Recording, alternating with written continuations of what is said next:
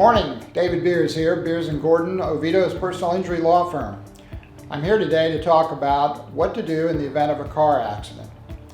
So the chances are quite high, living in Florida, a very congested traffic state, that at some point in the future, your family or yourself will be involved in a motor vehicle accident.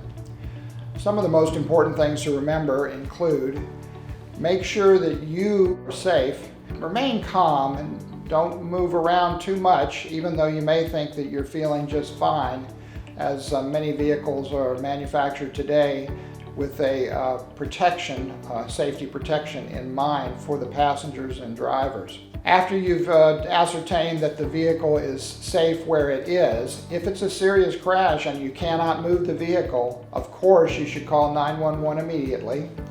And of course, you should check upon your passengers for their own safety and health, as well as, if you're able to get out of the vehicle, go and check on anyone else that's involved in the crash. You'll be directed by law enforcement and/or emergency personnel when they arrive as to what you may do, and you must follow their directions by Florida law. That is, if they order you to move the car from the public highway out of the traveling lanes, you must do that immediately. And also, it's important to note that the investigation for how the crash occurred and who will be at fault, both for criminal reasons, but also more significantly for us in our personal injury practice for civil cases, that begins almost immediately. And the traffic investigator, the police officer, will be charged with determining who is at fault for the crash to prepare what's referred to as a uniform traffic report. Obviously, you don't want to admit liability or fault.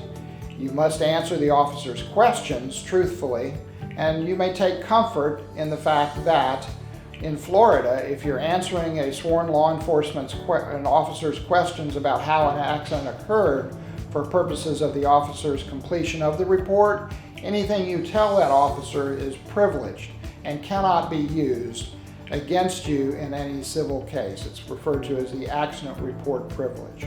In Florida, the emergency medical technicians will be trained to triage the injured parties from the auto crash, and they will direct you, if you're the injured party, whether they feel or recommend that you should get in an ambulance and proceed to a hospital or a trauma center.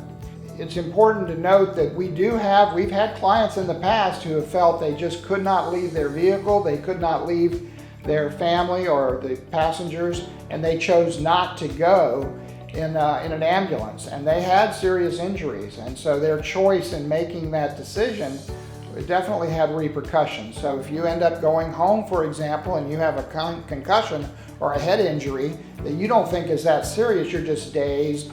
Maybe you have experiences in life where you've had some problems with your understanding where you are from other incidents that did not involve car crashes.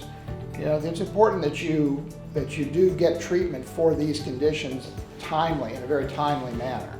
In the standard garden variety auto crash where you're not injured, and insurance companies are working towards resolving the issue, you may not need to retain an attorney, but it is always best to consult with one. Any personal injury firm, specifically ours, will offer a free consultation to discuss the issues that are involved in the damages to your car and the potential injuries that you may have, make recommendations as to what doctors you might want to see, and otherwise direct you, even if you decide you don't want to retain our law firm.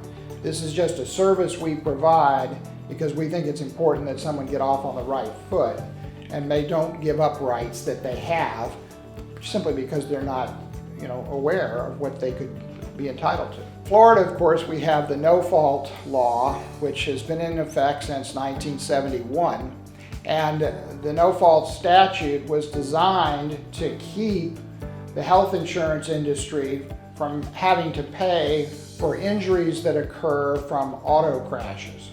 So they wanted to shift the burden from the health insurance industry over to the auto insurance industry by creating this scheme or plan, so to speak, where when you're injured, regardless of who's at fault, in an auto crash in Florida, your first source of compensation or reimbursement for your medical expenses are from your own policy, so-called no-fault benefits. In today's society, the truth of the matter is there's a certain stigma about personal injury claims. And as a result, a lot of folks are just not, I'm just not that type person. That's the way they feel. They don't feel like they need to analyze where they're going to be in the future from an injury. And they're also optimistic people. They believe they're in good health. Yes, this was a traumatic accident, but I'll be fine. I'm sure I'll feel better in a few days. The problem is that Florida has created a barrier to the recovery of compensation for your own medical bills if you delay. You have to get treatment with a medical care provider within 14 days of your injury, or you can be at risk for losing your no-fault benefits.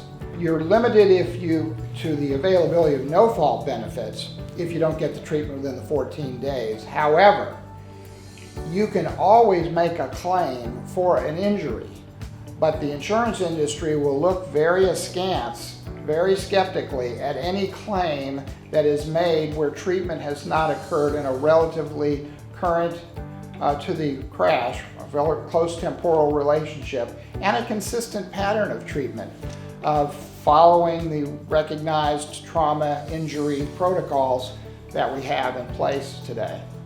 In addition to that, you need to have treatment because you are not a doctor. You don't know the extent of your injury.